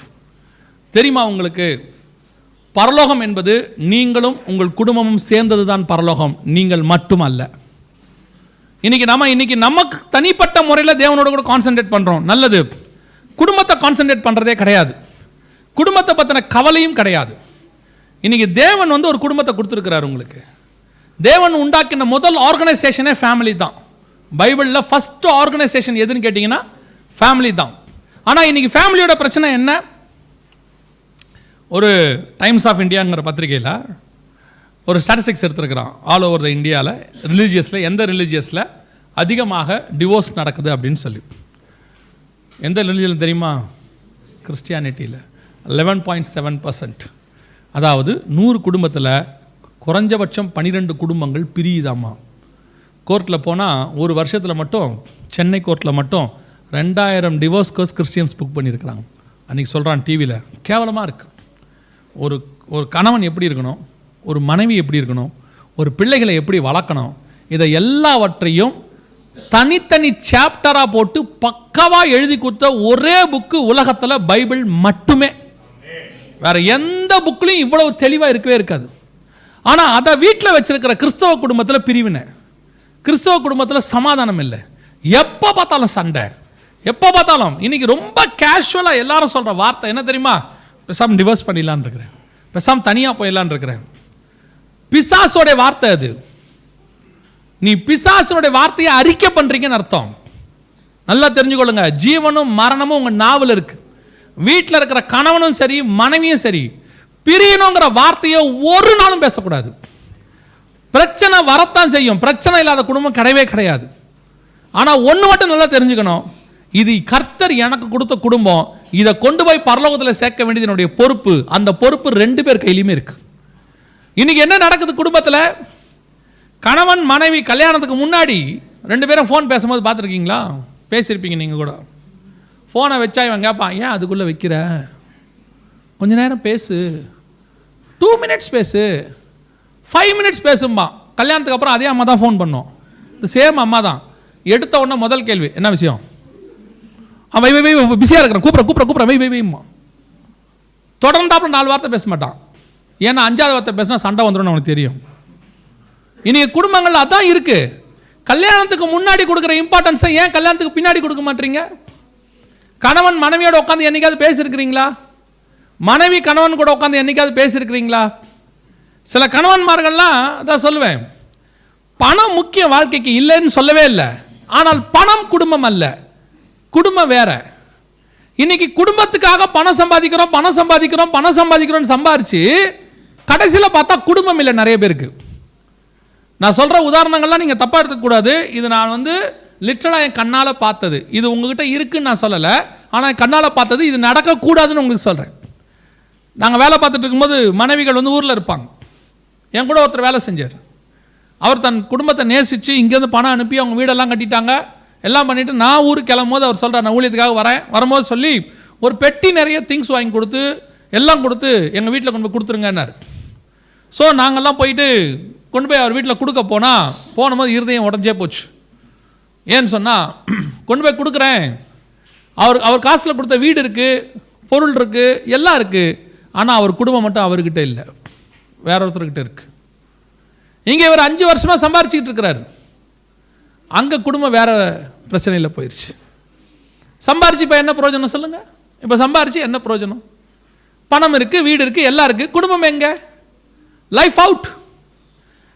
பணம் தேவை வாழ்க்கைக்கு, ஆனால் பணம் அல்ல வாழ்க்கை. ஒரு குடும்பத்தை நடத்துறதுக்கு என்ன பணம் தேவையோ அது இருந்தால் போதும். குடும்பம் தான் ரொம்ப முக்கியம். கணவன் மனைவி கூட உட்காந்து பேசுங்க, மனைவி கணவன் கூட உட்காந்து பேசுங்க. குடும்பத்தில் என்ன நடக்குதுன்றது இம்பார்ட்டன்ஸ் கொடுங்க. எல்லாம் நீ பார்த்துக்கன்னு மனைவிட்ட சொல்லிட்டா நீங்கள் என்ன பண்ணுவீங்க வீட்டில்? சிலர்லாம் ஊழியத்துக்கு போகிறேன், பிஸியாக போகிறேன், வேலைக்கு போகிறேன், குடும்பம் கத்தர் பார்த்துப்பார். கத்தர் பார்த்துக்கிட்டு உனக்கு எது குடும்பம்? அதுக்கு அவரே பார்த்துப்பாரு.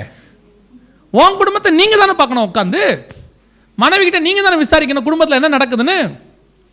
சில குடும்பத்தில் யோசித்து பாருங்க, பையன் என்ன படிக்கிறான், கணவன் கேட்டு பாருங்க. திடீர்னு போய் கணவன்கிட்ட கேளுங்க, பையன் எப்படி படிக்கிறான்? அதெல்லாம் நல்லா படிப்பான், 3 சப்ஜெக்ட் ஃபெயிலாக இருப்பான். இவனுக்கு தெரியாது ஆக்சுவலாக, உண்மையிலே நான் சொல்கிறது உண்மை. சில நேரத்தில் கணவனை அனுப்பி பாருங்களேன் ஸ்கூலுக்கு, இன்றைக்கி வேன் வரலையா போய் கூட்டிகிட்டு வாங்கன்னு. அங்கேருந்து கண்டிப்பாக இருந்தாலும் உங்களுக்கு ஒரு ஃபோன் பண்ணுவார். பையன் என்ன செக்ஷன் படிக்கிறான்? எல்லாரும் இங்கே ஒரே மாதிரி இருக்கு, எல்லாரும் ஒரே மாதிரி தான். உன் பையன் என்ன படிக்கிறான்னு உனக்கு தெரியாது? அப்போ என்ன கழிச்சிங்க வீட்டில் எவ்வளோ நாள்? நான் கேட்கறது புரியுதா? குடும்பத்தில் தான் இருக்கிறாரு, ஆனால் பையன் என்ன படிக்கிறான்னு தெரியாது, பொண்ணு என்ன பண்ணுதுன்னு தெரியாது, என்ன மார்க் எடுக்குதுன்னு தெரியாது. திடீர்னு கூப்பிட்டு அனுப்பிச்சிருவாங்க ஸ்கூலில் பேரண்ட்ஸை. அப்பா போகும்போது தான் பையனை கேட்பார், என்னடா வச்சு இல்லை ஃபெயில் ஆகிட்டான், எவ்வளோ மார்க்கடா எடுத்த? எப்போ கேட்குறான் பாருங்க, காரில் போகும்போது தான் கேட்பான். அப்போ அது வரைக்கும் அந்த ஆளுக்கு தெரில தானே. கேட்டு பாருங்க, கணவன் மனைவியும் கேட்டு பாருங்க. பிள்ளைகளுக்காகத்தான் நாங்கள் 2 பேரும் வேலை போகிறோம். பிள்ளை எங்க? பிள்ளைகள் எங்க? கணவன் மனைவியும் கல்யாணம் பண்ணி வைக்கிறோம். சென்னையில் நடந்த சம்பவம், எங்கள் சபையில், நான் இருந்த சபையில் நடந்தது. 6 மாதத்தில் 2 பேருக்கும் பிரச்சனை. உட்காந்துருக்காங்க. எங்கள் பாஸ்டர் விசாரிக்கிறார், என்ன ஆச்சு? அந்த அம்மா சொல்லுது, இந்த வீட்டுக்கு காலையிலேருந்து சாயங்காலம் வரைக்கும் மாடு மாதிரி உழைக்கிறேன் பாஸ்டர். உடனே அவர் சொல்கிறாரு, ஏன்? நான் கூட தான் பாஸ்டர் காலையிலேருந்து சாயங்காலம் வரைக்கும் நாய் மாதிரி வேலை செய்கிறேன். நம்ம ஒரு ஆளையும் ஒரு அம்மாவையும் தான் கல்யாணம் பண்ணி வச்சோம் 6 மாதத்துக்கு முன்னாடி. 6 மாதம் கழித்து ஒரு மாடும் நாயும் உட்காந்துருக்கு. பைபிளில் அப்படி இருக்கா?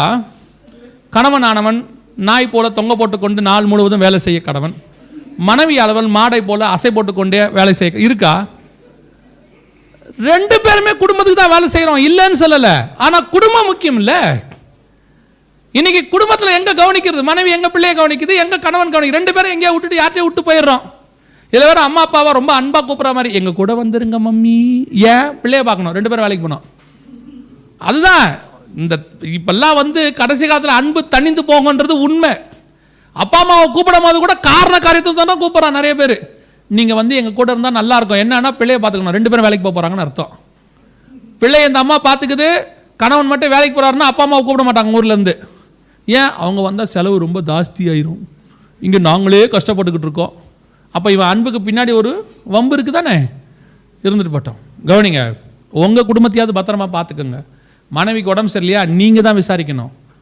சில கணவன்லாம் மனைவிக்கு உடம்பு சரியில்லைன்னா போகும்போது கேட்குறாரு, என்னாச்சு? உடம்பு சரியில்லை, மாத்திரை போட்டியா? போட்டேன். டாக்டர் பாரு, இன்ஜெக்ஷன் பண்ணு.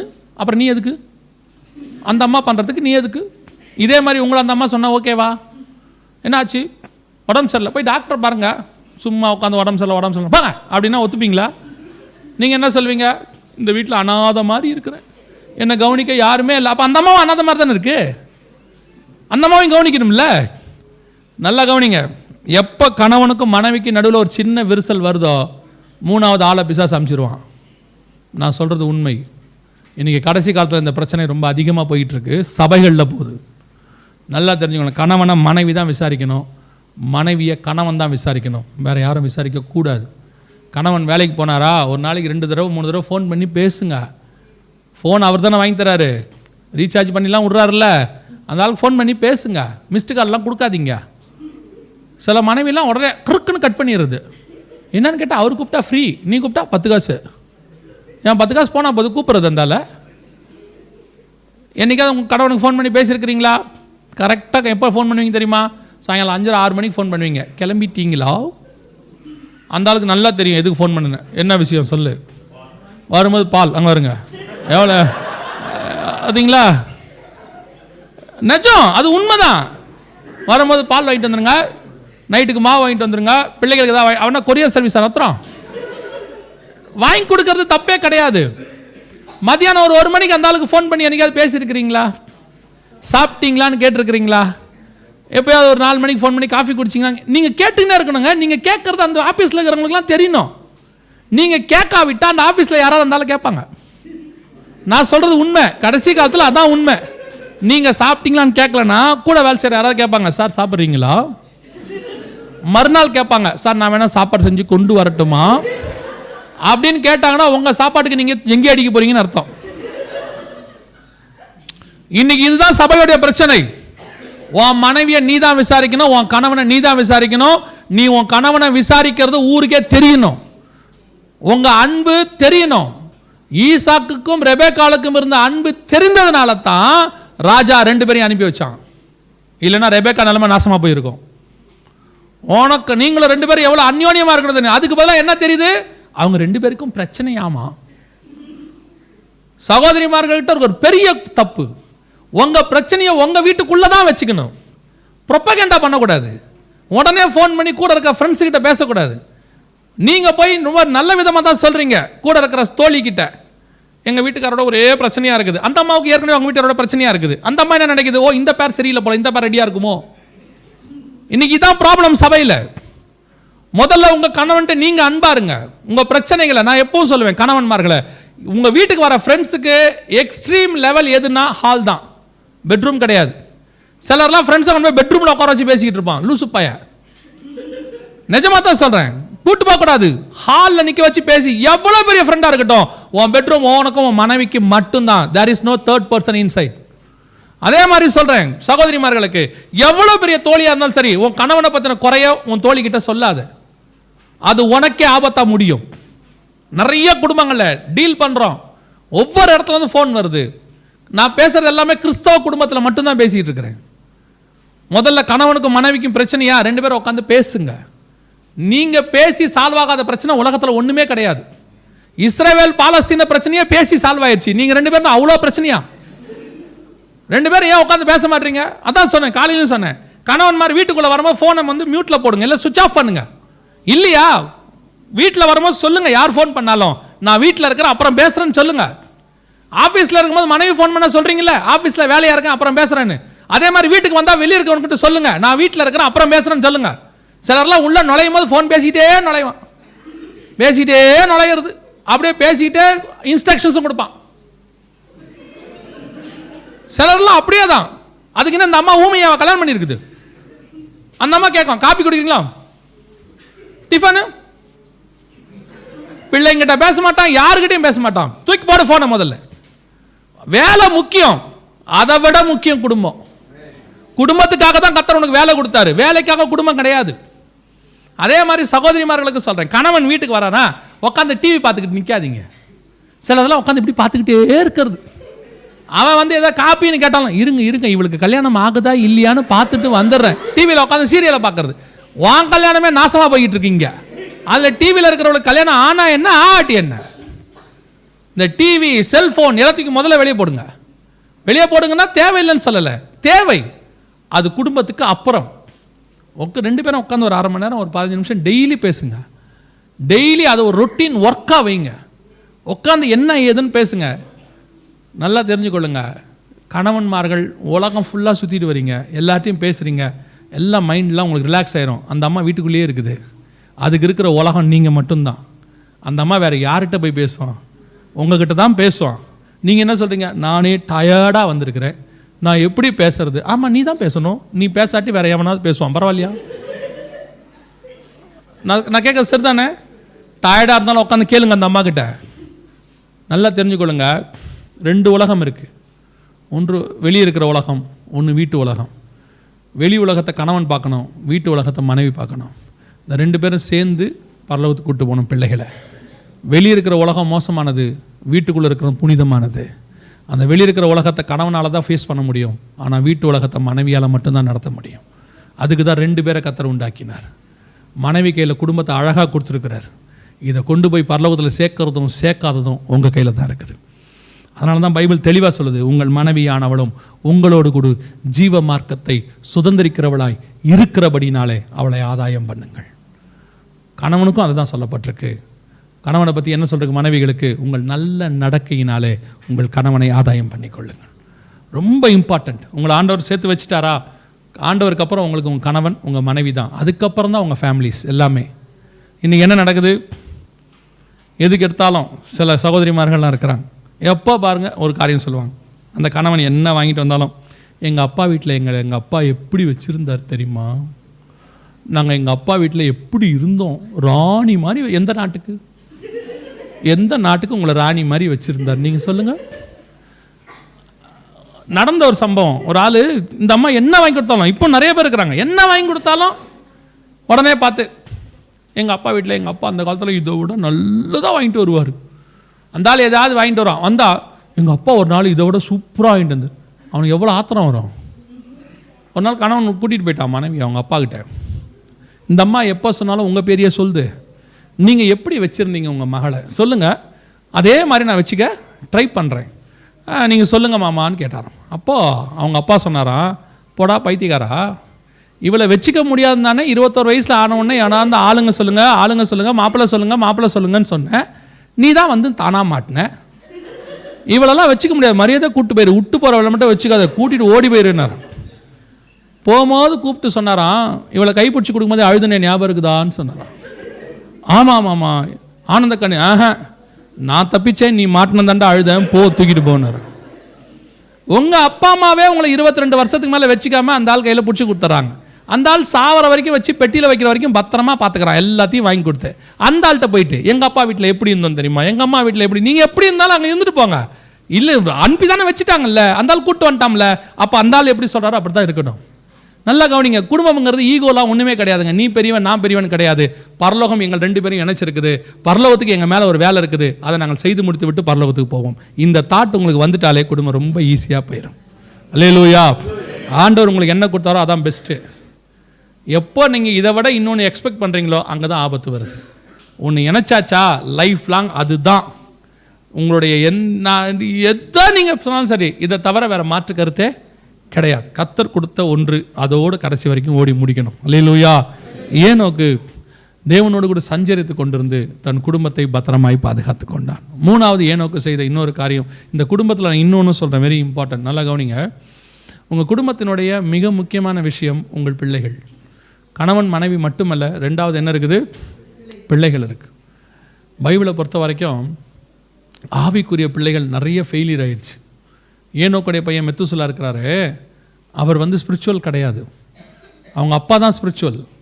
அவருடைய தாத்தா வந்து ஸ்பிரிச்சுவல், நோவா ஸ்பிரிச்சுவல். ஆனால் மெத்துசலா என்ன கிடையாது?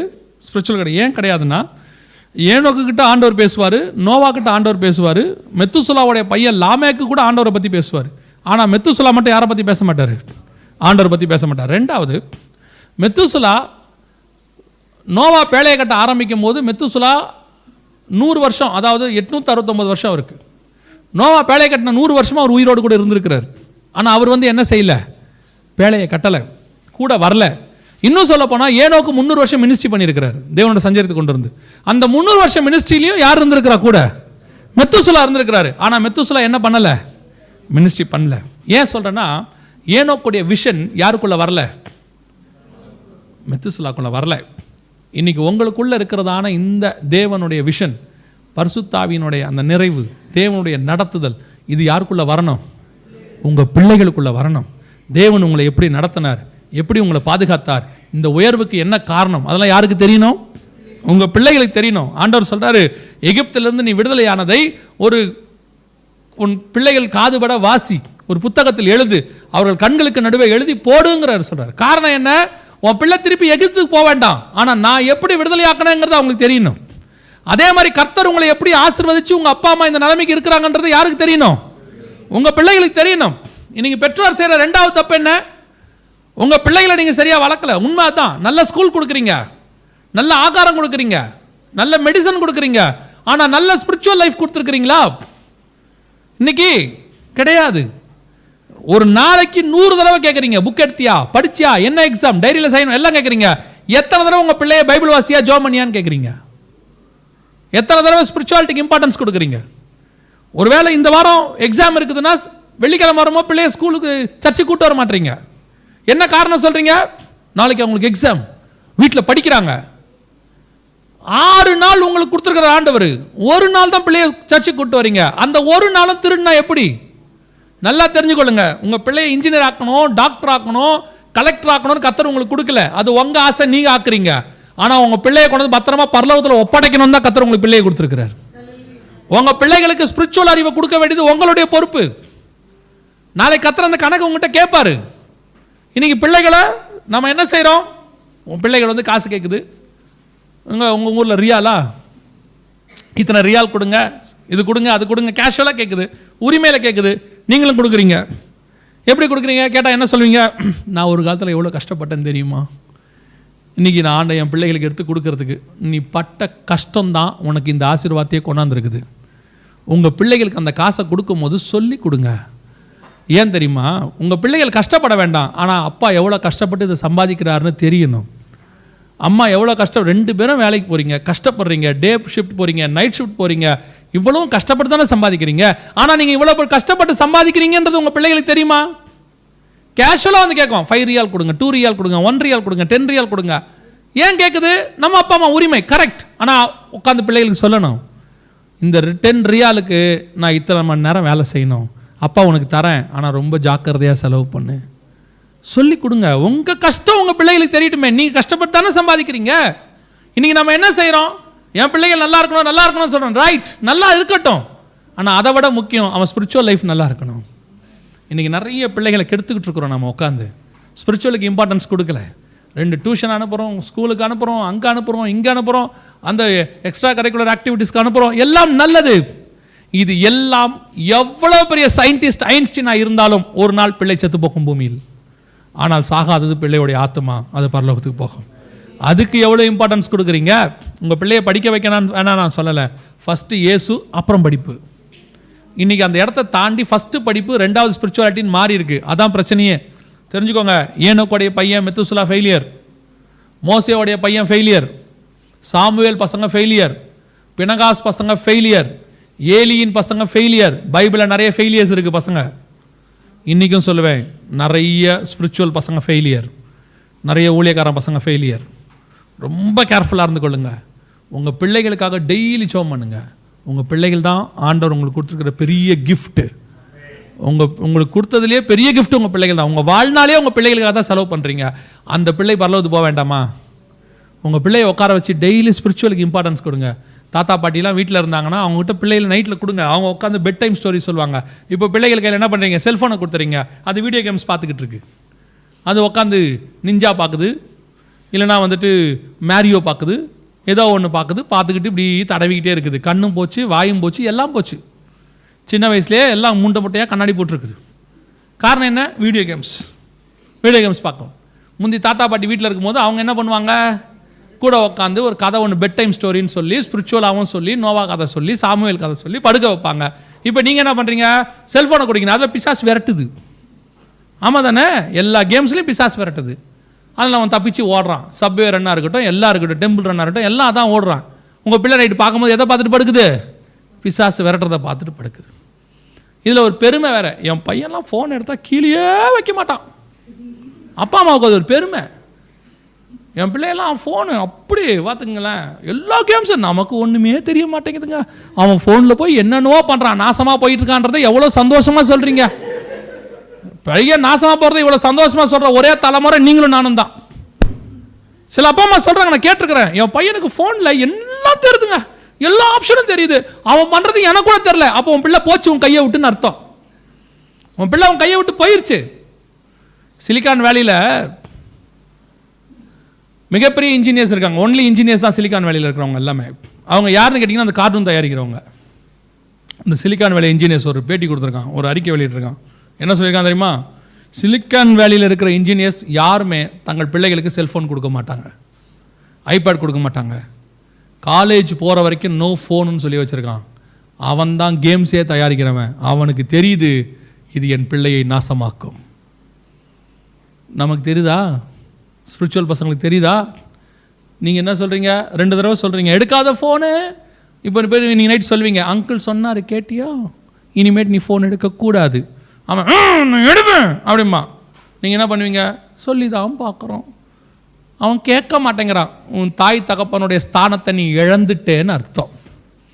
உன் பிள்ளையை கண்டிக்கிற தன்மை உன் கையை விட்டு போயிருச்சின்னு அர்த்தம். உங்கள் பிள்ளை உங்களுக்கு கீழ்ப்படியலைன்னு அர்த்தம். ஒரு செல்ஃபோன் விஷயத்துக்கே உன் பிள்ளை உனக்கு கீழ்ப்படியலைனா நாளைக்கு பெரிய பெரிய விஷயம் வரும்போது கீழ்ப்படியாது. கொஞ்சத்தில் உண்மையாக இருந்தால் தான் உன் பிள்ளை அநேகத்தில் அதிபதியாக இருக்கும். இன்றைக்கே ஸ்ட்ரிக்டாக உங்கள் பிள்ளையை வளர்க்கணும். நான் சொல்கிறேன், சில நேரங்களில் சட்டம் போடுவாங்க அரசாங்கம். சிலர்லாம் சொல்லுவாங்க பிள்ளையை அடிக்கக்கூடாது, அன்பாக திருத்தணும்.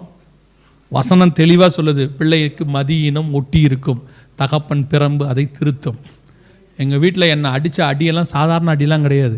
அடிக்கும் போது எங்கள் அம்மாவை சபிச்சிருக்கிறேன், எல்லாரையும் சபிச்சிருக்கிறேன். இப்படி ஒரு அம்மாவை கொடுத்தீங்களான்ற நான் சொல்லுவேன், ஒவ்வொரு நாளும் சோத்திரம் பண்ணுறேன், எனக்கு கர்த்தர் நல்ல பெற்றோரை கொடுத்தார். ஏன் தெரியுமா? இன்றைக்கி நான் ஒரு ஊழியக்காரன் இருக்கிறேன். முதல்ல கர்த்தருடைய கிருபை, 2வது என் பெற்றோருடைய வளர்ப்பு. எங்கள் அம்மாலாம் என்னை ஒரு நாளும் நைட் ஸ்டடிக்கு அனுப்பவே மாட்டாங்க. நான் சொல்லுவேன், நீங்கள் என்ன பொம்பளை பிள்ளையை பற்றி வச்சுருக்கீங்க, எல்லாரும் அனுப்புகிறாங்களே, எல்லாரும் அனுப்புவான், நான் அனுப்ப மாட்டேன், அவ்வளோதான். வேணுன்னா அத்தனை பேர் இங்கே வந்து படிக்க சொல்லும்பாங்க. ஒரு நாள் வெளியே அனுப்ப மாட்டாங்க. ஒரு நாள் பயங்கரமாக சண்டை போட்டேன், போயே ஆவேன்னு. மொத்த பெட்டி எடுத்துக்க கிளம்புனாங்க, மொத்த துணி எடுத்துக்க கிளம்பு, இந்த நைட் ஸ்டடிங்கிற வேலையே வேண்டாம். நான் சொல்கிறேன், கர்த்தருக்கு முன்பாக சொல்கிறேன், அன்றைக்கி நைட் ஸ்டடி போனவனில் இன்றைக்கி 70% மக்கள் குடிகாரனாக இருக்கிறான். நானும் தேவனுடைய ஊழியனாக நின்று கொண்டு இருக்கிறேன். உங்கள் பிள்ளை நீங்கள் கண்டிக்கிறதை இன்றைக்கி புரிஞ்சுக்காமல் இருக்கலாம். ஒரு நாள் உங்களை ஒவ்வொரு இடத்திலும் கனப்படுத்துகிற காலம் ஒன்று வரும். கர்த்தர் எனக்கு நல்ல பெற்றோரை கொடுத்தார் என்று. இன்றைக்கி பிள்ளையை கண்டிக்கிறத பற்றி கவலையே படாதுங்க, கண்டிங்க. அதுக்கு தான் கர்த்தர் உங்களை கொடுத்துருக்கிறார். எத்தனையோ பேர் பிள்ளை இல்லாமல் இருக்கிறான். கர்த்தர் உனக்கு பிள்ளையை கொடுத்துருக்கிறாரு. உன் பிள்ளையை கொண்டு போய் நரகத்தில் தள்ளிடாதீங்க. அதை விட கொடுமை வேறு ஒன்றுமே கிடையாது உலகத்தில். எல்லாத்தையும் ஏர்ன் பண்ணி உன் பிள்ளையோடைய ஆத்மாவை நரகத்தில் தள்ளினா, உன் கையால் கொண்டு போய் உங்கள் பிள்ளையை நீங்கள் நரகத்தில் தள்ளினீங்கன்னா அதை விட கொடுமை வேறு ஒன்றுமே கிடையாது. 2 அடி அடிக்கிறதுனால உன் பிள்ளை பரலோகத்து போகணும்னா அந்த அடி நல்லது, அந்த அடி நல்லது. நான் அடிக்கணும்னு சொல்லலை, மதியாதுன்னா சில நேரத்தில் அதை செய்ய வேண்டியதான் இருக்குது. ஆனால் பிள்ளையோடைய ஆத்மா ரொம்ப முக்கியம். அல்லேலூயா.